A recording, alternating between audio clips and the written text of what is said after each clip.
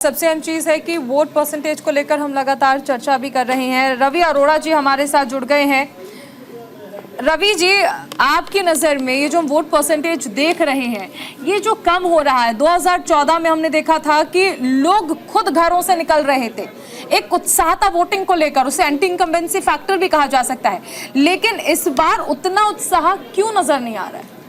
देखिए, इस बार वोटर बाहर नहीं निकल रहा, और जो निकल भी रहा है तो उसको दोनों ही, चाहे एनडीए की बात करें या एनडीए गठबंधन की बात करें, दोनों ही दल कह रहे हैं कि हमारा वोटर है। मुसलमान वोटर लगातार बाहर निकल रहा है, इस बात में कोई दो राय नहीं है। लेकिन हिंदुत्व के नाम पर अगर बात करती है भारतीय जनता पार्टी, तो 400 प्लस का नारा देने वाली पार्टी को आज मुझे लगता है कि एक प्रश्न चिन्ह खड़ा हो रहा है कि 400 सीटों की जो बात हो रही है, कि अगर उनका जो बीजेपी का वोटर है वो कहाँ है, क्योंकि अगर वो निकल रहा है तो मतदान ज़्यादा होना चाहिए, बहुत ज़्यादा होना चाहिए, और लगातार सभी पार्टियां दावे कर रही हैं। मैं दावे में वही कह रही हूँ, दावे आप कर रहे हैं ना, लेकिन वो दावे जो हैं क्या जनता तक पहुंच नहीं पा रहे हैं। असीम अरुण भी हमारे साथ जुड़े हुए हैं, यूपी सरकार में मंत्री हैं। असीम अरुण जी भी हमारे साथ जुड़े। असीम जी, अभी जिस तरीके से मत प्रतिशत आ रहा है, 9 बजे तक का है, अब देखिए कुछ ही देर बाद 11 बजे का भी जो परसेंटेज है वो सामने आ जाएगा। ये जो वोटिंग परसेंटेज है ना असीम जी, वो किस ओर इशारा करता है, क्या देख पाते हैं आप? वोट प्रतिशत है, इस पे बहुत ज़्यादा निर्भर नहीं किया सकता, लेकिन अंत में जो वोट प्रतिशत आता है वो निश्चित रूप से पहले तो मूल रूप से ये हमें बताता है कि जो हमारी वोटर लिस्ट है उनकी गुणवत्ता को सुधारने की ज़रूरत है। बहुत से ऐसे लोग जिनकी मृत्यु हुई है वो भी अभी भी वोटर लिस्ट में है, तो वोटर टर्नआउट हमारा पुअर होना ही है। लेकिन अगर पिछले बार से तुलना करें तो कहीं पे वोटर टर्नआउट सेम है, कहीं पे बेहतर है, कहीं पे थोड़ा कम भी है। तो इसके कुछ स्थानीय भौगोलिक पहलू हो सकते हैं। कई जगहों पे ऐसी बात हुई कि उस दिन शादियां कई सारी थी, अगले दिन शादियां थी तो कई लोग नहीं आए। ऐसे स्थानीय इसमें मुद्दे होते हैं, लेकिन कुल मिलाकर के इस चरण में मैंने दिल्ली में भी प्रचार किया, उत्तर प्रदेश के पूर्वांचल में भी प्रचार किया, तो लोगों का उत्साह काफ़ी है। मोदी जी ने जो काम किया है उसके प्रति लोग जागरूक भी हैं और बढ़ चढ़ के वोट दे रहे हैं। मुझे विश्वास है शाम तक जो वोटर टर्नआउट है वो अच्छा होगा। असीम जी, देखिए अभी हम तस्वीरें दिखा रहे हैं, आम आदमी पार्टी संयोजक अरविंद केजरीवाल अपने परिवार के साथ अपने मताधिकार का इस्तेमाल करने पहुंचे हुए हैं। यहाँ पर आम आदमी पार्टी तो लगातार ताल ठोक रही है, तो फिलहाल चूंकि अब INDA गठबंधन की सहयोगी भी है, तो फिलहाल आप कैसे देख पा रहे, कितना चुनौती यहाँ पर INDA गठबंधन NDA को, भाजपा को देती नजर आ रही है इस लोकसभा चुनाव में, क्या लगता है? भारतीय जनता पार्टी हर चुनाव को बहुत गंभीरता से लड़ती है, लेकिन अगर दिल्ली की बात करें, आम आदमी पार्टी की बात करें, तो मैंने भी दिल्ली में पिछले 5-6 दिन काफ़ी प्रचार किया, तो मुझे स्पष्ट रूप से 2 चीज़ें दिखी। एक, जो मोदी जी के 10 साल का सेवा काल है उससे लोग बहुत संतुष्ट हैं, और दूसरा, जो आम आदमी पार्टी में लोगों ने समर्थन दिया था प्रदेश सरकार के लिए, उसमें आम आदमी पार्टी खरी नहीं उतरी। उन्होंने गलतियां की, भ्रष्टाचार किया, जिसकी वजह से बहुत बड़े पैमाने पे आम आदमी पार्टी के प्रति लोगों के मन में गुस्सा है। और वैसे भी दिल्ली के लोग बहुत होशियार हैं। जो प्रदेश सरकार का चुनाव होता है वो अलग बुद्धि से लेते हैं, ये राष्ट्र का चुनाव है उसको अलग बुद्धि से लेते हैं। तो दोनों ही स्थिति से मुझको मोदी जी के प्रति एक बहुत बड़ा समर्थन दिखा, और वो आज वोट के रूप में प्रदर्शित हो रहा है। लोग भर भर के वोट दे रहे हैं, और 4 जून को हम लोग देखेंगे कि दिल्ली की सभी सीटें हम लोग बड़े मार्जिन से जीत रहे हैं। असीम जी, एक सवाल ये भी है कि आज मनोज तिवारी ये बोल रहे थे कि ये चुनाव रामद्रोही और राम प्रेमियों के बीच है। इसके साथ साथ मुसलमान आरक्षण भी एक बड़ा मुद्दा रहा है इस चुनाव में। विपक्ष ये कहता है कि अगर NDA ने काम किया है, बीजेपी ने काम किया है, तो हिंदू मुसलमान और मंदिर मस्जिद पर वोट क्यों मांगे जा रहे हैं? ये प्रकरण हिंदू मुसलमान का नहीं, ये प्रकरण तुष्टीकरण और संतुष्टीकरण का है। जिस प्रकार समाजवादी पार्टी ने, कांग्रेस ने, आम आदमी पार्टी ने एक प्रकार की अंधी कार्रवाई की, केवल ये सोच करके कि एक वोट बैंक को, मुस्लिम वोट बैंक को हम लोग साध लें। दूसरी ओर भारतीय जनता पार्टी ने जो भी काम किया, विशेषकर हम अगर गरीब विकास के कार्य की बात करें, आयुष्मान कार्ड की बात करें, तो आप देखेंगे कि जो लाभार्थी हैं वो सभी वर्गों से हैं, और क्योंकि जो गरीब मुस्लिम वर्ग में है उनको भी खूब सारा लाभ मिला और वो साथ जुड़े भी हैं। ये तो कांग्रेस और इंडी गठबंधन के लोगों की रणनीति रहती है और वो सोचते हैं कि मुसलमानों को डरा के रखो, मुसलमानों को एक भयभीत करके रखो जिससे कि वोट मिल जाए। लेकिन आज मुस्लिम वोट भी भर भर के भारतीय जनता पार्टी के साथ, मोदी जी के साथ है, केवल विकास की वजह से। क्योंकि और लोग साफ बोलते हैं कि जिसने मुझे आवास दिया है, जो मुझे राशन दे रहा है, जो मेरे बच्चों का इलाज करा रहा है, मैं उसको वोट नहीं दूंगा तो किसको वोट लेकिन दूंगा? असीम जी, कहीं ना कहीं कांग्रेस यही कह रही है ना कि सांप्रदायिकता जो है वो फैलाने का काम लगातार बीजेपी करती है और इसी बाबत वह चुनाव में सामने आ रही है। हालांकि ये मुद्दे जो हैं बहुत बड़े नहीं हैं और कैसे ना कैसे करके कांग्रेस जो इन मुद्दों को उठने नहीं देगी। फिलहाल हामिद भी वैसा जुड़े हुए हैं। हामिद हुसैन जी, क्या आप सुन पा रहे हैं मुझे?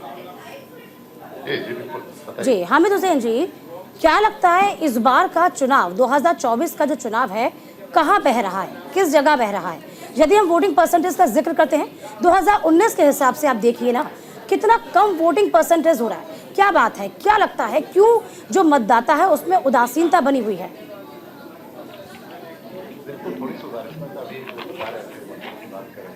बढ़ चढ़ के लोग बीजेपी को वोट कर रहे हैं, मोदी जी को वोट कर रहे हैं, आगे आ रहे हैं लोग, वो तो कहीं दिखाई नहीं दे रहा। वोट परसेंटेज कम हो रहा है, इसका मतलब क्या है? इनका जो क्लेम है बिल्कुल गलत है। दूसरी बात देखिए, कुछ राज्यों में अच्छे वोट्स हुए हैं और बहुत सारे राज्यों में कम वोट में गर्मी की वजह से उदासीन मनोभाव। मैं जहाँ तक देखा हूँ, थोड़ा विड्रॉल सिम्टम इस बात से है। अगर लोग वोट देते तो ज़्यादा अच्छा होता। लेकिन देखिए, लोग परेशान इस बात के लिए है क्योंकि देश की सुरक्षा जो है मोदी जी प्रोवाइड नहीं कर पा रहे हैं। 4000 किलोमीटर हमारे चाइना घुसा आया है। 65 पोस्ट ऐसे हैं हमारे लद्दाख में जिसमें 25 पोस्ट में आर्मी पहुंच नहीं पा रही है। और आपका अरुणाचल प्रदेश के जो एमपी महत्व है जो कि क्लेम करते हैं कि 2000 किलोमीटर अरुणाचल प्रदेश में दखल कर रखा है, तो राष्ट्र की सुरक्षा में भी तो यही तो बात है ना। आप यदि ऐसे बड़े मुद्दे सामने रखेंगी ना, बात तो समझ में आएगी। लेकिन हामिद जी रुकिए तो सही।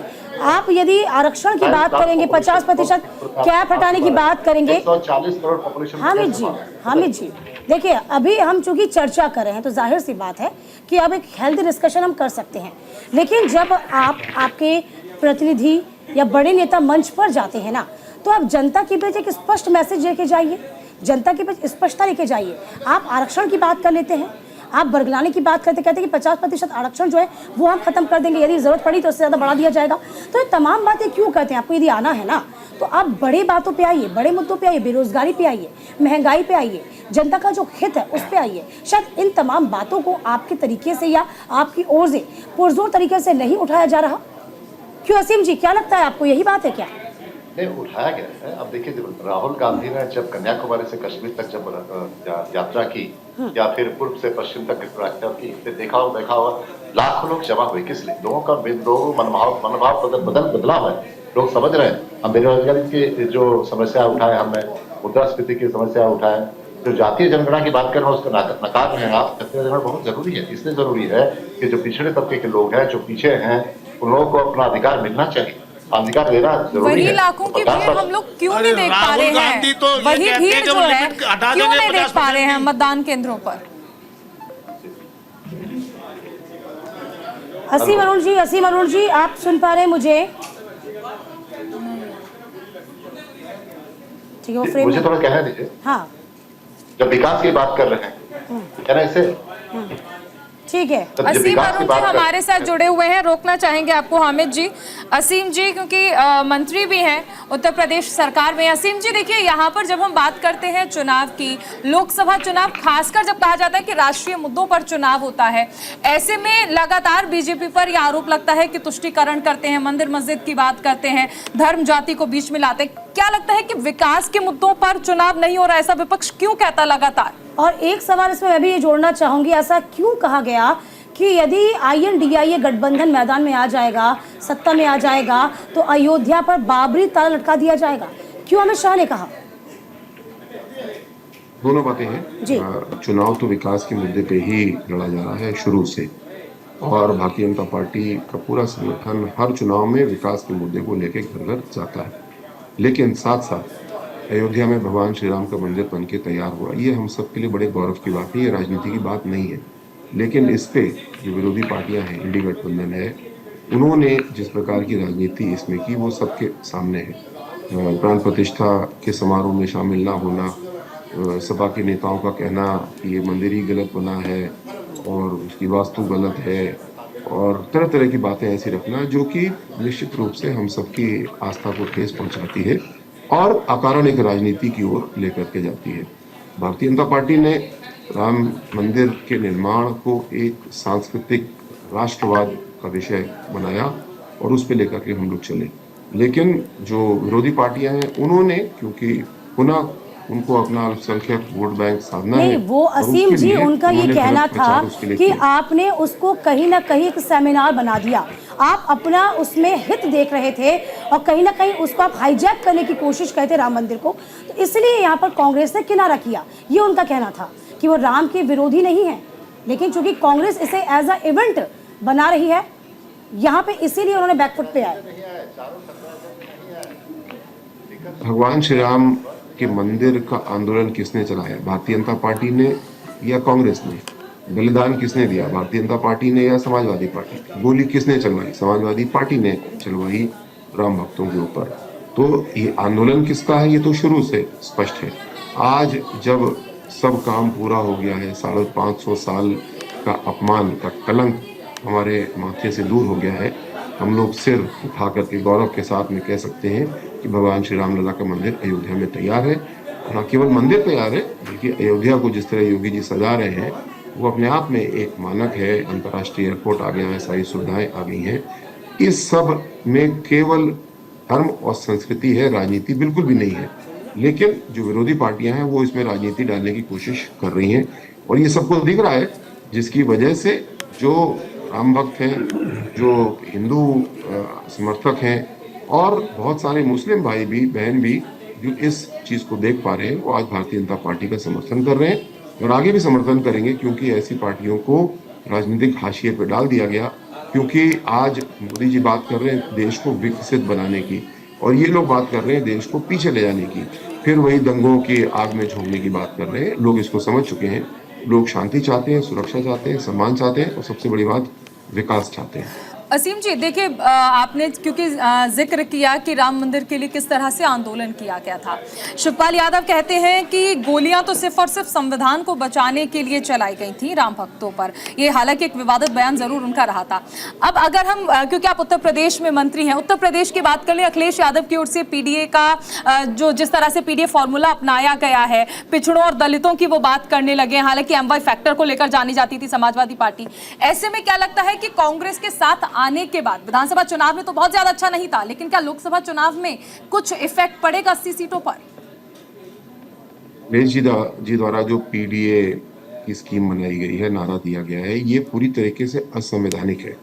बाबा साहब डॉक्टर भीमराव अम्बेडकर ने जब संविधान की रचना की, हमारी संविधान सभा ने जब उसको स्वीकारा, तो ऐसा किसी भी ने भी नहीं सोचा होगा कि कुछ 2-3 जातियों के समूह को साध लो और किसी तरह एन के एन प्रकार केवल सत्ता में आ जाओ।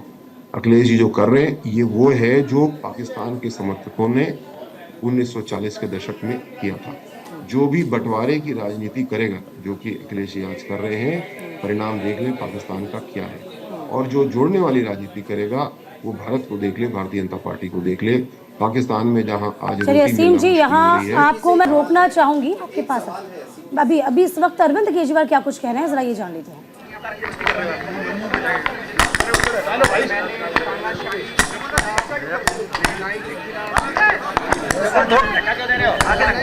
मैं जनता से, सभी लोगों से, वोटर से अपील करना चाहता हूँ कि गर्मी बहुत है, फिर भी घर में ना बैठें, वोट जरूर डालें, अपने मत का अधिकार जरूर इस्तेमाल करें और तानाशाही के खिलाफ सब लोग। क्या कहेंगे दिल्ली के माहौल क्या है? क्या कहेंगे दिल्ली के माहौल?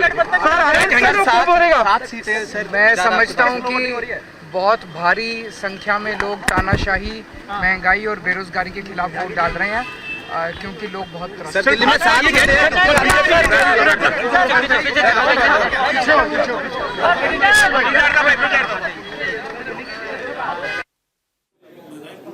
तो मीडिया से मुखातिब होते हुए अरविंद केजरीवाल आपको नजर आए। असीम जी लगातार हमारे साथ बने हुए हैं, चलिए वापस से हम जुड़ने की उनसे कोशिश करेंगे। हर्षरंजन जी आपके पास आते हैं। फिलहाल जो सिनेरियो आपको दिख रहा है वो क्या दिख रहा है? क्योंकि जनता के बीच में क्या चल रहा है, उनके मन में क्या चल रहा है, ये बिल्कुल समझ में नहीं आ पा रहा इस वक्त। देखिए, हम छठे चरण के मतदान में हैं और जो वोट के प्रतिशत को लेकर बात हो रही थी उसको अब ज़्यादा बहुत महत्व देने की आवश्यकता नहीं है, इसलिए कि 5 चरणों में जो वोटिंग का प्रतिशत रहा है ज़ाहिराना तौर पर कम रहा है अगर पिछले 2 चुनावों से आप देखें तो। अब आज जिन 58 सीटों पर मतदान हो रहा है, मैं आपको आंकड़े बताऊं, 2019 में इन 58 सीटों पर जो औसत मतदान हुआ था वो 64% हुआ था। 2014 में इन्हीं 58 सीटों पर 65% मतदान हुआ था, लेकिन 2009 की अगर बात करें तो इन 58 सीटों पे मात्र 51% ही मतदान हुआ था। और शाम तक मुझे उम्मीद है कि ये मतदान का प्रतिशत जो इस बार का है, गर्मी के बावजूद, वोटरों में उदासीनता के बावजूद, ये 55 से 60% के करीब आता मुझे दिखाई दे रहा है अगर हम पूरे औसत की बात करें तो। अब चूंकि आपके साथ चैनल पे असीम अरुण जी जुड़े हुए थे, मंत्री शायद वो नहीं है, वरना मैं उनसे एक सवाल ज़रूर करना चाह रहा था। अच्छी बातें कर रहे थे वो। देखिए, दीपेंद्र हुड्डा को भी आप देख रहे हैं, रोहतक से इस बार मैदान में 3 मरतबा के वो सांसद रहे हैं और चौथी बार मैदान में। हालांकि पिछली मरतबा की यदि बात करते हैं तो 7,500 से कम अंतर पे, यानी कि उन्होंने वो हारे थे। एक बार फिर से इस बार उनको बहुत उम्मीदें बनी हुई हैं। मनीष जी, फिलहाल देखिए इस वक्त जो स्थितियां हैं, चूँकि अभी जो सबसे चिंता की बात ये है, क्या INDI ये गठबंधन जो नया तैयार हुआ है बनकर, ये अपने तमाम मुद्दों को क्या जनता के सामने रख नहीं पा रहा, क्या जनता के बीच नहीं रख पा रहा? चूँकि ये सोच है और कहीं ना कहीं परसेप्शन भी था, यदि जनता कम बाहर निकलती है तो कहीं ना कहीं वह बदलाव नहीं चाहती, ऐसा मान सकते हैं? मुझे लगता है कि सब लोग अपने अपने उद्देश्यों में सफल होते नजर आ रहे हैं। ठीक, राहुल गांधी जिस उद्देश्य के साथ चुनाव लड़ रहे हैं वो सफल हो चुका। दरअसल जब इंडी गठबंधन की नींव रखी जा रही थी और उसकी नींव करता थे माननीय नीतीश कुमार जी, उस समय से कांग्रेस सिर्फ एक उद्देश्य के साथ चुनाव लड़ने की तैयारी कर रही थी कि मुझे अगले चुनाव में प्रधानमंत्री पद का दावेदार राहुल गांधी को लाना है। और इस चुनावों में, पूरे चुनावों का इंडी गठबंधन का जो फोकस है वो राहुल गांधी पर हो, और वो उस काम में सफल रहे। कैसे? नीतीश कुमार चले गए छोड़कर, ममता बनर्जी ने इंडी गठबंधन में जुड़ने से मना कर दिया, अरविंद केजरीवाल जी जेल चले गए, तो अब बचा कौन? जाहिर है राहुल गांधी। तो राहुल गांधी का एजेंडा पूरी तरह क्लियर हो गया और राहुल वर्सेस मोदी इस चुनाव में होगा, अगले चुनाव में तगड़ी फाइट करेंगे राहुल गांधी। दूसरी बात, ममता बनर्जी अपने एजेंडे में सेट रही, उन्होंने बता दिया कि मैं अगर बनूंगी तो मुख्यमंत्री प्रधानमंत्री पद की दावेदार बनूंगी, वरना मैं दूर रहूंगी। इस तरीके से बॉल हो गई। नीतीश कुमार को समझ में आ गया कि उनकी पार्टी आरजेडी खाने वाली थी, अपनी पार्टी को बचाने के लिए वो बीजेपी की तरफ भागे, अपने उद्देश्य में सफल रहे। अब आते हैं अरविंद केजरीवाल जी, ठीक है। घोटाला उन्होंने कर अच्छा दिया। मनीष जी, हामिद जी कुछ कह रहे हैं, जरा हामिद जी को सुन लें। हाँ, अब विकास जो है, विकास नहीं हो रहा, विनाश हो रहा है, इसके ऊपर आइए। लोग परेशान है, उसके ऊपर आइए। विकास पे आइए, सड़क पर आइए, रेल पर आइए, एयरपोर्ट पे आइए, हॉस्पिटल पे आइए, स्कूल पर आइए, मुद्रा योजना पर आइए, लोन पे आइए, GDP पे आइए। आयुष्मान अरे किस पे आएंगे बताइए आप? विकास का नाम लेके ड्रिल डाउन करो, किस टॉपिक पर बात करोगे?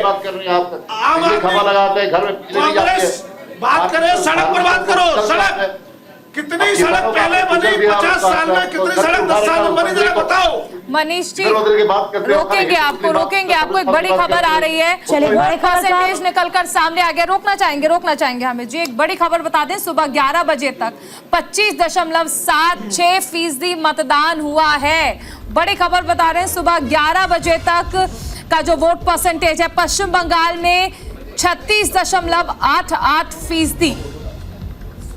देखिए, उड़ीसा में सबसे कम 21.30% मतदान हुआ। तो अब समझिए इस मत प्रतिशत को लेकर जो सामने आ रहा है। 11 बजे तक के हम आपके आंकड़े दिखा रहे हैं, 25.76% मतदान। हामिद जी, मत प्रतिशत मतदान को लेकर क्या कहेंगे, कैसा देख पा रहे हैं आप इसे 11 बजे तक का 25.76%? मैं उड़ीसा में हूँ। उड़ीसा में थोड़ी सी गर्मी ज्यादा है, लेकिन जो उदासीन मनोभाव है मैं देख रहा हूँ, जो विड्रॉल सिंड्रोम है मैं देख रहा हूँ।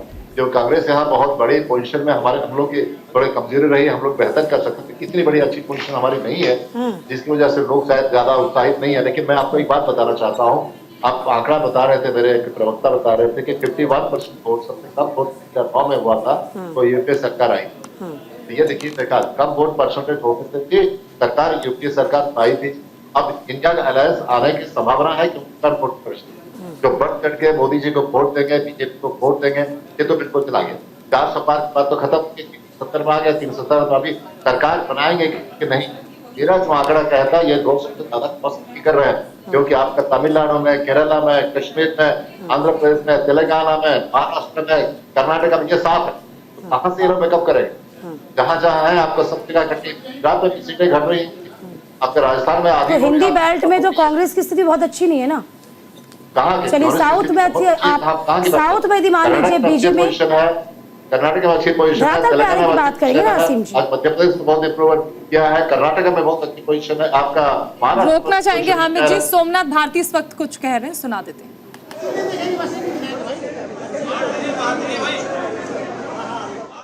कार चुने, आज ये बदलाव का वोट है, संविधान को बचाने का वोट है, लोकतंत्र को बचाने का वोट है, एक ऐसा सांसद चुनने का वोट है जो जनता के पास, जनता के बीच में 24 घंटे रहे, उपलब्ध रहे, जनता के लिए काम करे, जनता के समस्याओं का समाधान लाए, चाहे पुलिस की मुसीबत हो, चाहे डीडीए की मुसीबत हो, चाहे ट्रैफिक की मुसीबत हो, हर प्रकार की मुसीबतों का समाधान लेकर के आए। ये वोट उसके लिए है, ये वोट उसके लिए है जो दिल्ली की समस्याओं को सदन में उठाए, जो दिल्ली की समस्याओं का समाधान लोकसभा में खड़े होकर बातें रखकर समाधान लेकर के आए। ये वोट उसके लिए है। वोट इस बार उसके लिए है कि जो बेरोजगारी की समस्या का समाधान लेके आए, जो महंगाई की समस्या का समाधान लेके आए, जो वुमेन सिक्योरिटी को सुनिश्चित करे, जो सुनिश्चित करे कि इस देश के अंदर महिलाएं सुरक्षित हैं और हर प्रकार से सरकार उनकी सुरक्षा करने को बाध्य है। देखिए, मैं तो ये कह रहा हूँ कि भाजपा के पास आज कोई मैटर नहीं रह गया। 10 साल में भाजपा अगर कोई काम की होती तो काम गिनाती 1, 2, 3, 4, 5। भाजपा जो है इस वक्त ऐसी परप्लेक्स मूड में है, ऐसी बदहवासी में है कि मोदी जी कह रहे हैं कि इंडिया गठबंधन को वोट दोगे तो तुम्हारी टोटी चुरा के ले जाएंगे। अभी कोई स्टेटमेंट है प्रधानमंत्री के स्तर की, टोटी चुरा लेंगे, बिजली का कनेक्शन चुरा लेंगे, भैंस चुरा लेंगे। और ये तो डिफ्लेक्ट करने का तरीका है कि भाई आप बात नहीं करना चाहते कि मणिपुर में जो हुआ उसके ऊपर आपको शर्मिंदगी नहीं है, जो कर्नाटक में हुआ, जो आपने एक रेपिस्ट के लिए वोट मांगे उसके लिए आपको शर्मिंदगी नहीं है, जो महिला पहलवान साथियों को धरना देना पड़ा अपने न्याय के लिए उसके सबसे पहला काम क्या करेंगे? देखिए, रोहतक अपने लोकसभा क्षेत्र को विकास के मानचित्र पर देश में पहचान मिले, ऐसे प्रयास करेंगे। और हरियाणा के अंदर बदलाव हो, हरियाणा के लोगों ने बदलाव का मन बना लिया है।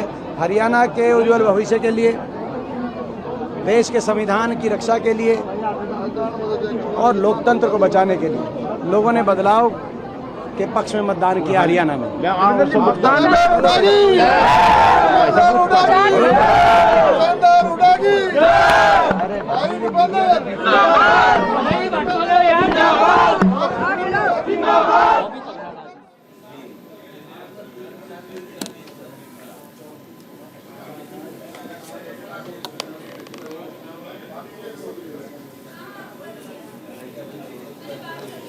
ये 4 तस्वीरें देखिए आपके टेलीविजन स्क्रीन पर। पहली तस्वीर महामहिम द्रौपदी मुर्मू जिस दौरान अपना वोट कास्ट करने पहुंची थी, और उसके बाद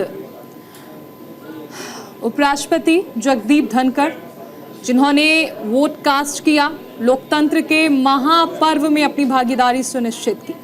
इसके बाद पूर्व राष्ट्रपति रामनाथ कोविंद भी पहुंचे थे, जिन्होंने अपने मताधिकार का इस्तेमाल किया। और उसके बाद आप देख सकते हैं चौथी तस्वीर, हरिवंश नारायण जी जो कि उपसभापति हैं राज्यसभा के, जिन्होंने वोट कास्ट किया। 4 तस्वीरें देखिए, ये महज 4 तस्वीरें हैं, लेकिन अमूमन ऐसी स्थिति आप देख सकते हैं कि जो बड़े चेहरे रहे वो घर से निकले, उन्होंने अपने मताधिकार का इस्तेमाल किया, क्योंकि वो जानते हैं कि वोट आपकी ताकत है। ये वोट सत्ता बना भी सकता है और सत्ता बदल भी सकता है, और इसीलिए अपने मताधिकार का इस्तेमाल करना जरूरी होता है। पहली तस्वीर में महामहिम द्रौपदी मुर्मू वोट कास्ट करने के बाद अपनी उंगली पर लगी वो नीली स्याही दिखाती नजर आई। बिल्कुल, और यदि आप ये सोचते हैं कि आपका एक वोट क्या काम करेगा तो बहुत गलत है। ये छुट्टी का दिन आप ना समझें, आप अपना इसे फर्ज समझें कि यह आपका फर्ज है, आपका अधिकार है। लोकतंत्र का ये महा उत्सव है, बढ़ चढ़ के आप ज़रूर इसमें भागीदारी अपनी सुनिश्चित करिए। फिलहाल वक्त एक छोटे से ब्रेक का हुआ है, हम फौरन लौटेंगे।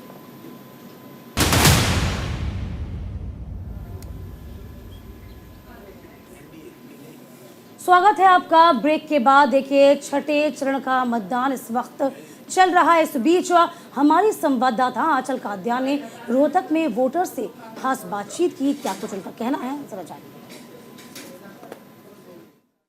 रोहतक के सांगी गांव में हमारी मौजूदगी है, जहां से कांग्रेस की तरफ से कैंडिडेट उतारे गए हैं दीपेंद्र हुड्डा, जो कि पूर्व मुख्यमंत्री भूपेंद्र सिंह हुड्डा के बेटे हैं दीपेंद्र हुड्डा। और उनके अपोजिट में अगर भारतीय जनता पार्टी का जिक्र किया जाए तो बीजेपी की तरफ से मौजूदा सांसद अरविंद शर्मा को चुनावी मैदान में एक बार फिर से उतारा गया है। लेकिन अब से कुछ ही देर बाद भूपेंद्र सिंह हुड्डा और दीपेंद्र हुड्डा यहां पर अपना वोट डालने के लिए आने वाले हैं। उससे पहले महिलाओं में खासा उत्साह देखने को मिल रहा है। महिला सशक्तिकरण यहां पर बुलंद आवाज में गीत गाती, डांस करती नजर आ रही है।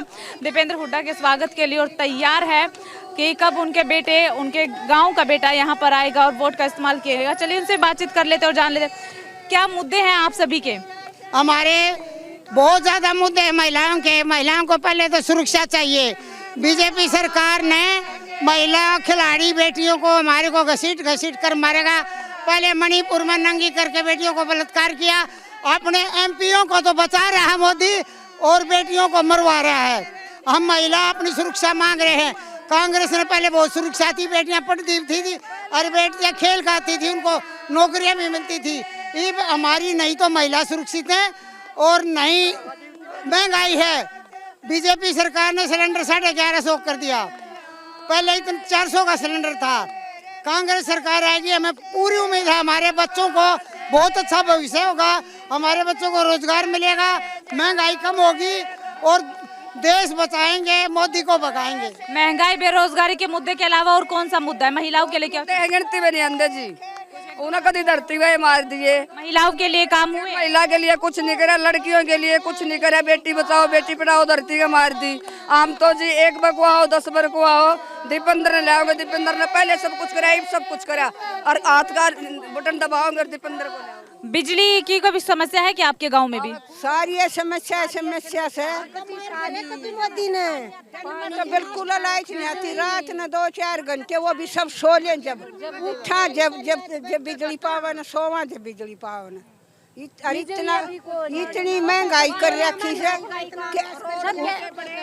और टूटे पड़े। और बालक नौकरी लवाया ना, सब क्या का नाश्ता रखा है। सब के राज में 400 रुपए सिलेंडर था, अरे 1150 रखा है। और महंगाई है और जीरी वाले किसान रोवे। किसानों को लेकर क्या? किसानों का इतने दिन सड़क पर अपनी मांग के लिए पड़े रहे।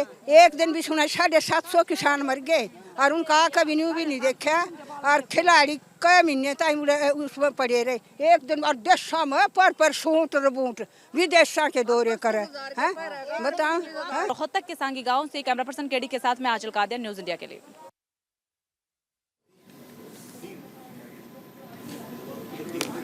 सुनाते हैं कपिल सिब्बल इस वक्त क्या कह रहे हैं। Make any statements regarding that because I'm not on the ground, and these allegations are made in various parts of the country as well. So some of them may be true, some of them may not be true. It's difficult for me to comment on it. All that I can say is that people should exercise their franchise with an open mind in the context of what has happened in the last 10 years, and then decide which way you want to vote. That's all that we can say. And this includes many, many issues, right? But the saddest part, which I want to record and hope it reaches the people through you, is that the kind of abuse and the kind of vitriol, the kind of poison, the kind of statements that are being made without the Election Commission doing anything about it. If the Commission, which is an institution, overlooks these things, then our democracy is in jeopardy. So ECI has also said something on this regard that at this particular time, the petitioner's approach to the Supreme Court regarding the EVMs is not good. Well, you see, as far as the EVM is concerned, previously they used to upload the votes cast under Form 17C.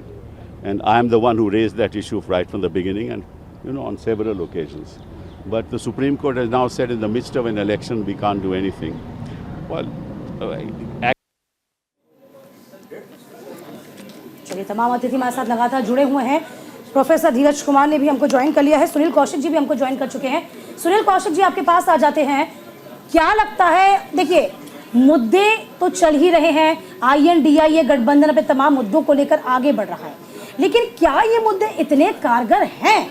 क्योंकि जो इस वक्त हम turnout देख रहे हैं वो इतना संतोषजनक नहीं आ रहा।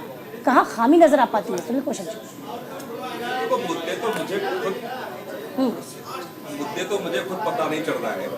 पिछले 3 दशक से मैं देख रहा हूँ राजनीति को, देश की। पहला एक ऐसा चुनाव जिसमें आप देखेंगे कि जनता बिल्कुल निष्क्रिय, कार्यकर्ताओं में कोई जोश नहीं। दूसरी सबसे महत्वपूर्ण बात है, जिन मुद्दों की चर्चा इलेक्शन के समय होनी चाहिए, जो प्रधानमंत्री के माध्यम से जो संदेश जाना चाहिए था, मुझे लगता है वो प्रधानमंत्री संदेश नहीं दे पाए।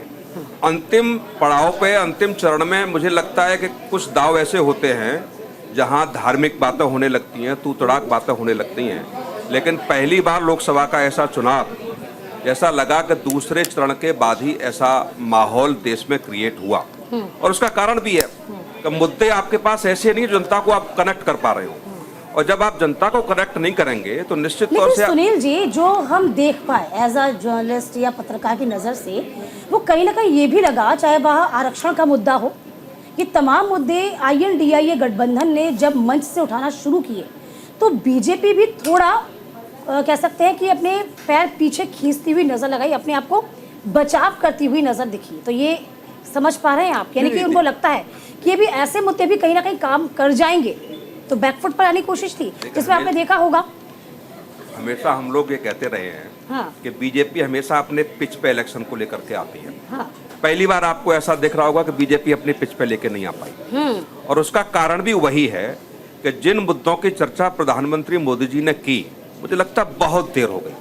आप पसमानदा मुसलमानों की बात करेंगे, आम मुसलमानों की तमाम योजनाओं की आप चर्चा करेंगे, जो एक ऐसा खास वर्ग जिसके विरोध की राजनीति करके आप यहाँ तक पहुंचे, और आपका वोटर, आपका समर्थक वही चाहता है जिस पिच पे आप खेलते हुए आए हैं, और वो पिच आपने बदल दी।